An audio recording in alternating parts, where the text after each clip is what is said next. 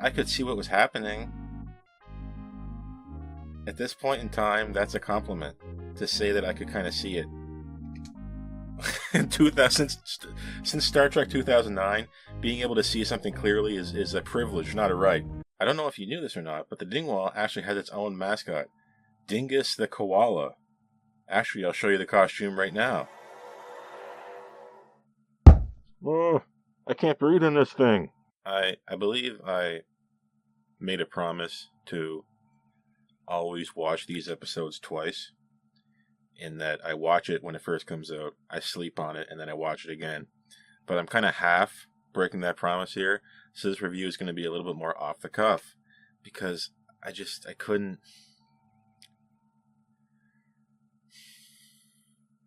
I just couldn't really watch it twice. I watched it the first time, all the way through. I got halfway through the second time. I just turned it off. I just couldn't. I don't know. I just could not keep going. Interestingly, every episode of Starfleet Academy has been worse than the one before. I said in my last review, if you were paying attention, that if you score under a 4, that means you made me mad.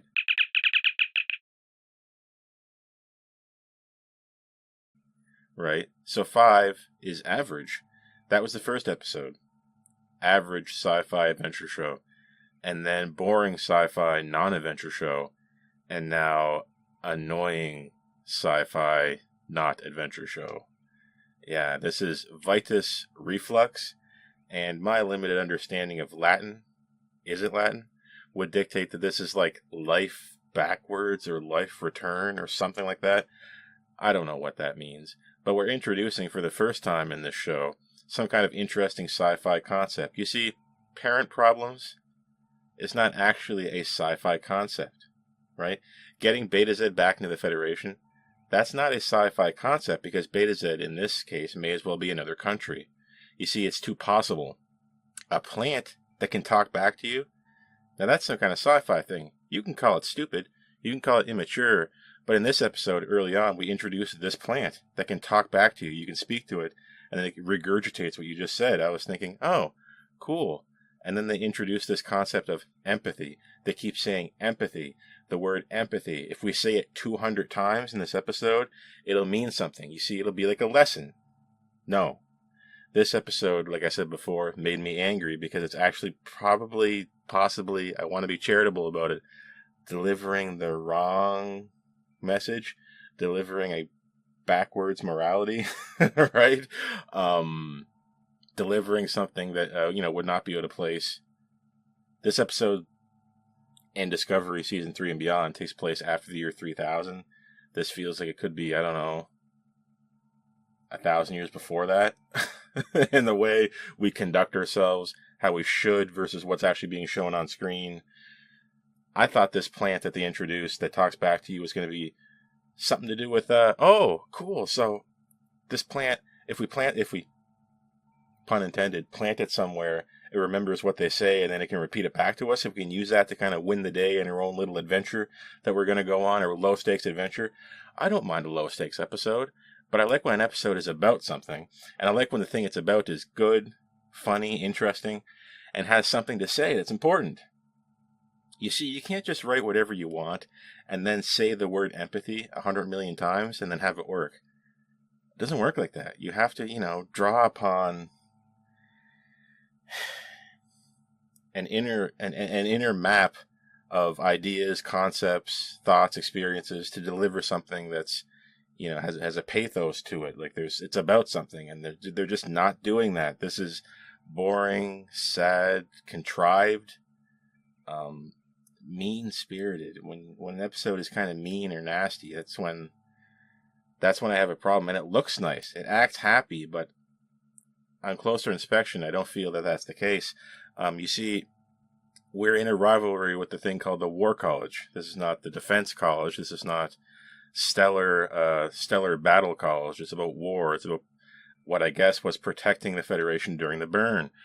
I don't know exactly what the the history behind the word War College, name War College, would be in reality. I All I know is that they're these small-time villainous characters we're not supposed to like, and they wear dark clothing. We're not supposed to like them. We're not supposed to like their leader, this Kellerak guy. He's part of the Federation, part of the Academy, and yet we can kind of dunk on him. We can kind of slap him around. I'm not supposed to like him, which makes me like him. the more the good guys become annoying, the more Kellerak seems normal. Although, as this episode would have it, he started this problem, this prank war, this tit-for-tat game, getting revenge.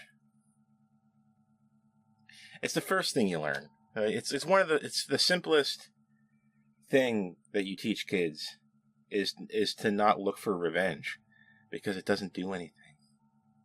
It gives you a temporary high. You feel good for a second. It doesn't do anything. I've let so much slide off my back in my life, and it's hurt me. It's hurt me zero. It doesn't mean anything. People have pranked me. So what? I didn't care, and they don't do it again because there's no reason to. You prank your friends. That's the funny thing. I've noticed in my lifetime, and I'm only one person, but in my lifetime, tricks and pranks and fighting, quote unquote, is something you reserve for your closest friends. not for colleagues, acquaintances, people you're supposed to be getting along with, people in a professional setting like you would see at this academy, between Starfleet Academy itself and the War College. Who's gonna win? Who's gonna win this prank war?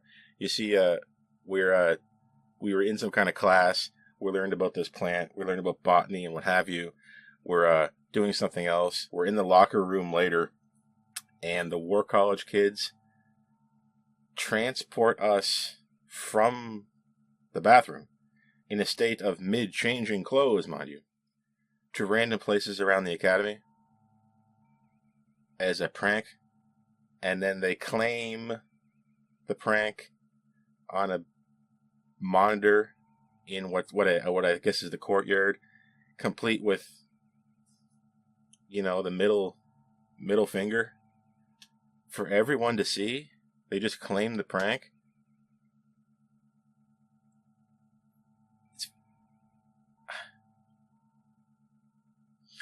I'm going to go ahead and trust that teleporters now are advanced enough that they're not going to ever cause a problem. Let's just say, okay, the transporters aren't going to accidentally transport one of these people into the floor. We also learned in this episode, though, and in previous episodes, that technological advancement is not widespread. Some things have advanced slower. Some things appear to have gone backwards. Caleb stole a comm badge, and that was the comm badge alone, the possession of it, was enough to escape Starfleet itself. And later on, in fact, in this episode, a biometric scanner scans only the eye. Like it's something from 1,000 years ago. So our transporters, top-notch stuff. Biometric scans for security for the Federation, that just scans your eye. You'll see where that comes up later. But frankly, I don't really want to think about it. And if I don't want to think about it, maybe I don't want to subject you to it. But moving on, we play some kind of game called Calica.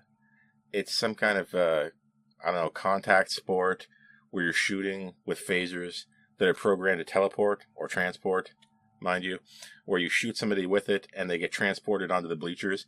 That sounds really fun to me. I think kids today, 22, 50-something, would really, really love that. But alas, it exists only in the future. And we're trying to decide who's going to be our captain. And I'm not going to explain the rules of how Calica works, because I don't really know. They're shooting each other. They're shooting a mascot. One is a Mugato/Mogadu. Remember in TOS where they got the name wrong? The other one's a lapling from some episode of TNG. I can barely remember it. Remember? I've heard it said before that New Trek could be guilty of just scanning memory alpha, finding something and shoving it into the episode to make itself look like it's Star Trek. See, guys, we're Star Trek. We found this thing on memory alpha. you got to make new stuff too. Don't let anyone tell you that New Trek is disliked because it is new. It is not new. In fact, it is very old. In fact, they recycle a lot of old things. I would love to see new things. For those of you who are just already gassed up about not liking New Trek, regardless, I'm giving this a chance here, and I'm trying to watch it. Although I don't know if it wants me watching. I'll say that. We decide who the Calica captain is for our team, and it's either going to be Genesis or Reymi. Reymi plays some kind of trick on Genesis to get the upper hand at the opportune moment, becomes the captain, and then we have to have our own Calica match against the War College, but we have to do it on the down low because we're not in an official field. So we convert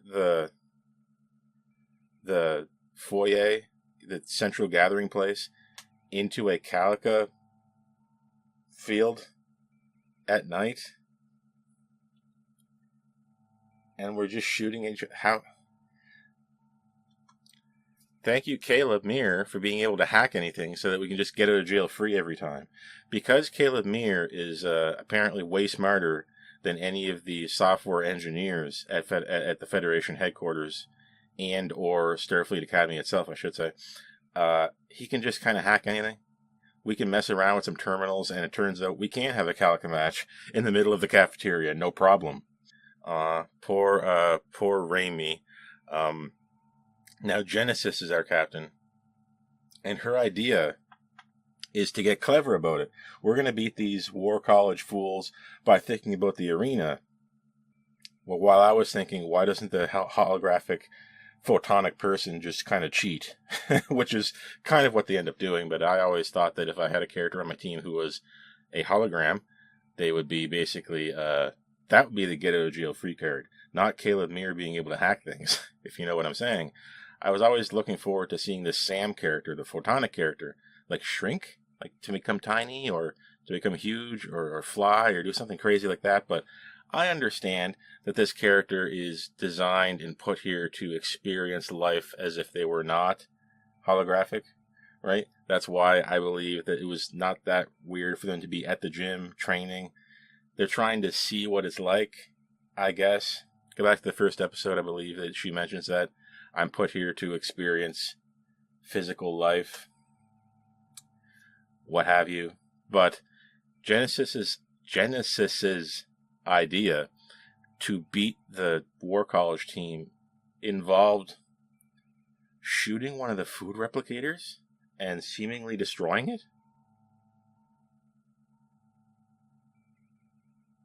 Just damaging the Starfleet property like that? For fun? I told you before that these guns, these phasers, I don't know if I missed something, or they had a different setting, or they swapped them with something else, or Caleb hacked them, but they were designed to transport you if you get shot. So it didn't transport the food replicator to the bleachers. It seemed to damage, with sparks, the food replicator. Can anybody help me? Honestly, if I missed something, you can tell me, but I couldn't understand how it didn't transport the food replicator, or transport its internals, or change its setting, or why that was okay or acceptable. I don't know. I didn't get it. I rewinded it, and I couldn't understand what happened. I guess it's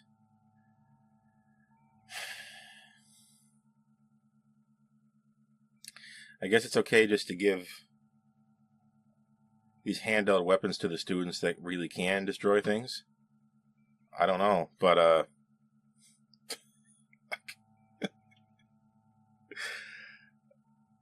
this game of tit for tat, this revenge, they take it up with Nahla Ake in her pajamas. And Nahla Ake, in no uncertain terms, seems to kind of be willing. She's aiding and abetting this behavior. I thought she was centuries old. Is this that kind of like fake, like age is only a number, self-help nonsense you see on TV when you're homesick from school? that, oh, don't worry about it, I became old and now I act like a child because that's what you see on television? Is that what this is?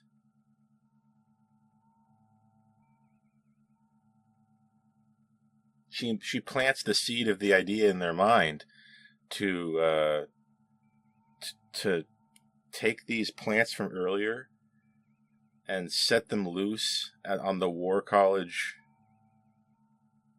barracks, which is somewhere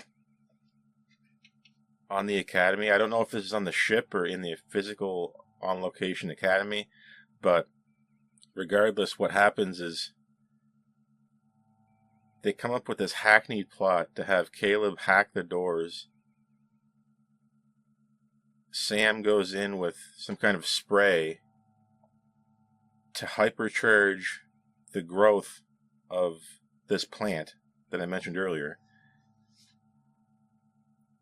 Jaden grows a copy of Kellerick's eye. Uses the eye to trick the biometric scanner to get in.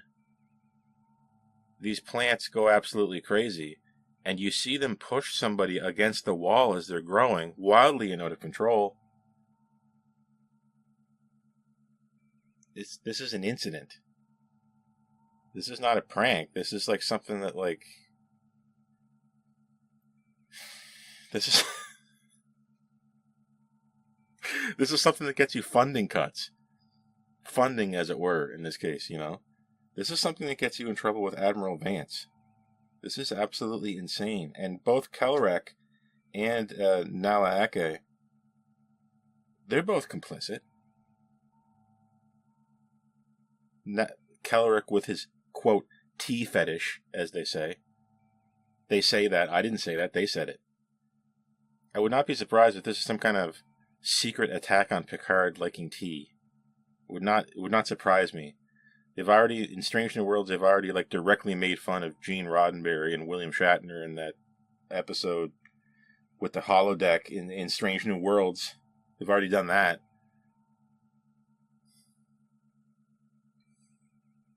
Maybe I'm barking up the wrong tree, but it seemed very odd that they would just impugn this character's love of tea by calling it a fetish. I don't understand. Is that funny? Was that funny to someone? I mean, I know the show wasn't designed for me, but I'm a human. I think I'm from the same planet as these people that wrote this. I think so. Although it's increasingly feeling like I'm not. It feels like, I don't know, it feels like I just have a very, very different hierarchical structure of mind than they do. Because at no point was I interested in getting revenge on the War College or on sticking it to Kellerick, or indeed Nahla, depending on what side you believe in. Believe me, none of them are superior to the other in this case. At the very least, Kellerick concedes. At the very end, he concedes that the Starfleet Academy outpranked them. That's good.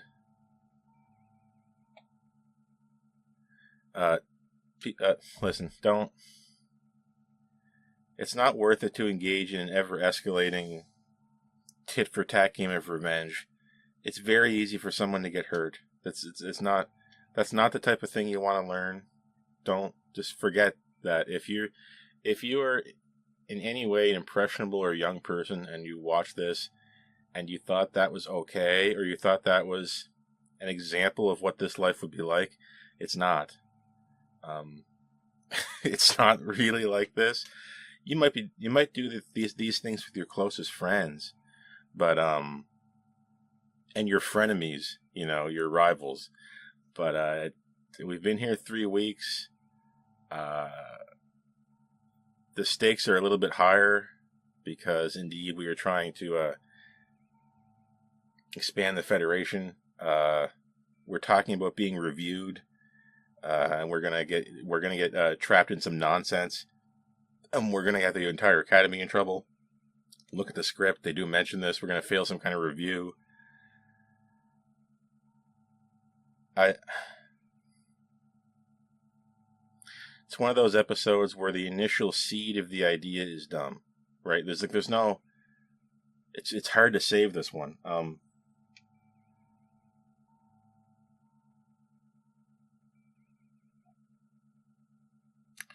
The first 10 minutes I was excited because we introduced this plant, and I was thinking, okay, sci-fi idea.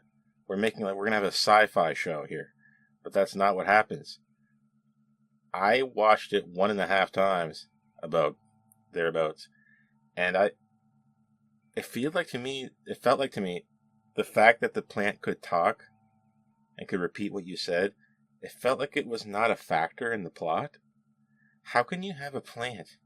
How can you introduce a plant in a sci-fi plot that can repeat what you just said back to you, and then have that not mean anything, right? It doesn't. The fact that the plant grew out of control, as you would assume any plant would if you had supercharged its growth cycle. Didn't start yelling. It didn't do anything interesting or cool. It's just did something dangerous. And they do say that cleaning up this plant is hard to do because it's like a protected species. Understandably, it's a rare, and they're not allowed to damage it. So they say the War College, I don't know, will have to practice empathy to clean up this plant, even though we altered its growth forcibly with this little spray? What is wrong with am I taking crazy pills? You can't do that. If this is an endangered thing, is it okay just to fool around with its natural life cycle? It doesn't feel right. It's not used in an interesting way. It's weaponized against our friends in the War College.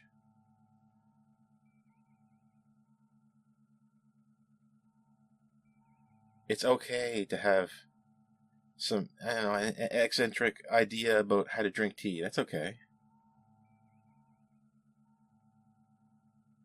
It's not okay to tell your students to keep coming up with increasingly dangerous pranks while acting like you're not. And then the writers thought, oh, we should leave some clues in here to make it look like Nahla Ake was actually giving them hints to what to do. Even though they were so obtuse, so spray and pray, there's no way you could deduce that Nahla Ake was all along stringing them along. You could not figure that out. The writers knew it, but the writers maybe think you're psychic. You see, that's a problem writers who aren't particularly good run into. They forget that the audience isn't psychic like they are. If you were writing a plot, you are psychic, right? Because you know what's happening, you know what everyone's thinking. It's not exactly so when you have it on screen.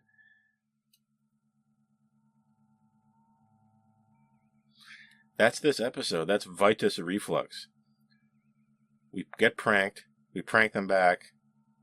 Then we have some kind of match.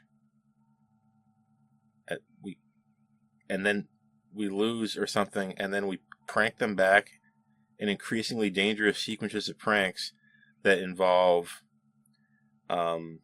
one, destroying Starfleet property.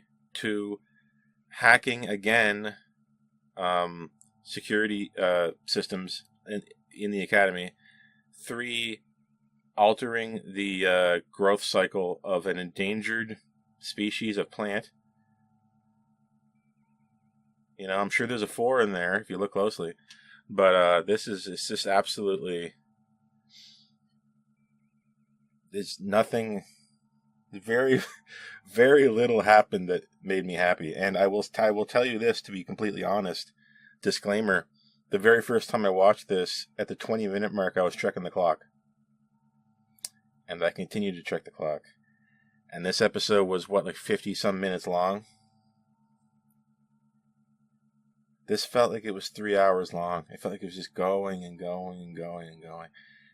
You don't want an episode that's ultimately pointless in the grand scheme of things, that feels like it's just going on and on and on. It's a complete skipper. Honestly, I think you can entirely skip this. There's little to no genuine development, and I figure that any development that was present in this episode will probably be repeated in the coming episodes. If I had to guess, Reymi thinks his pad is broken because his parents aren't answering him, and he takes it to Jett Reno to fix the pad. And then there's nothing wrong with the pad, because of course there's nothing wrong with the pad, because you could probably just check on any terminal, go to any console in the building, and I'm sure you can sign in and find out it's not just that pad. Oh no, my parents aren't answering me. Imagine taking that to a professor. Jett Reno, in this case, who was teaching temporal mechanics, 900 some years after she was born, and apparently assisting in sports with along with Lura with regards to Calica. I'm like a nerd and jock hybrid. No, you're not. That was supposed to be Tilly or something, probably. That's when Reno said they were a nerd jock hybrid, whatever. I immediately thought, no, there's supposed to be another character here that never came back. That's what I'm thinking. I bet it's Tilly. They said Tilly would be in Academy, and then now she's not. I got a feeling that people may not have been willing to come back. I don't know. I'm just reading the tea leaves. There's a joke for Kellerick. To wrap this up, plot-wise, it's kind of a disaster. Thematically, it's backwards. Backwards thematically, which is, you really don't want that in Star Trek. Visually, I could see what was happening. At this point in time, that's a compliment, to say that I could kind of see it. In 2000, since Star Trek 2009, being able to see something clearly is a privilege, not a right, as you would have gotten in classic Star Trek. Musically, they had some upbeat tracks in here. I kind of like the music that was playing in the background when they were having that Calica game and what was it, the cafeteria. That was kind of cool. The non-diegetic music was kind of bothering me, although they did make some kind of effort to show that things were playing in reality. Now that Ake plays a record, I believe Reymi was listening to something on earbuds. That's a plus. So musically, it's not a complete fail. Visually, I could see what was happening. Some of the set design is as per usual. It's pretty cool. I mean, you kind of half-heartedly winning on two things. I'm trying to be very charitable, but I'm also trying to be very honest. All that being said, I'm gonna have to give this episode, I'm gonna give it a very charitable 3.5, because I did feel that our characters were like more so melding together. I like that it wasn't entirely focused on Caleb. He was kind of our main character, kind of, in the first two episodes, and now the ensemble of our characters are coming out a little bit. There was a few lighthearted moments that made me feel like we were gelling into a more complete whole. Caleb isn't as annoying, you know. We're kind of throwing away our baggage. That's one of the things, maybe the only thing I can say that's a thematic plus in this episode. You don't. If somebody's pranking on you and they're not your friend, just let it go. It's fine. Just let it go. Let it go. If it's mean-spirited and not in the spirit of fun, just don't worry about it. It's fine.